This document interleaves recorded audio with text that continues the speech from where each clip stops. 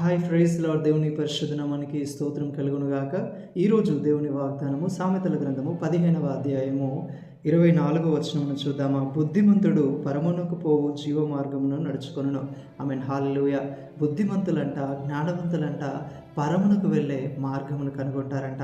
ఈరోజు పరమునకు వెళ్ళే మార్గం ఏంటంటే, ప్రభువైన యేసుక్రీస్తు అంటున్నాడు, నేనే మార్గమును, సత్యమును, జీవమును, నా ద్వారంగా తప్ప తండ్రి యొద్దకు ఎవడు రాడు అని. అవును, ప్రభువైన యేసుక్రీస్తు మనందరి పాపముల నిమిత్తము ఆయన రక్తమును చిందించాడు. మనల్ని పరమునకు చేర్చే నిమిత్తము ఆయన మరణించి పునరుద్ధానుడై తిరిగి లేచాడు. కాబట్టి ఎవరైతే ప్రభువైన యేసుక్రీస్తుని వారి సొంత రక్షకుడిగా అంగీకరించి వారి పాపములను ఒప్పుకొని దైవికమైనటువంటి భయము కలిగి ఆయన యందు భయభక్తులు కలిగి జీవిస్తూ నీతి మార్గంలో నడుస్తూ యథార్థవంతులుగా బ్రతుకుతూ దేవుని చిత్తాన్ని నెరవేర్చేవారుగా ఉంటారో వారు పరమునకు పోవు మార్గములో ఉన్నారు.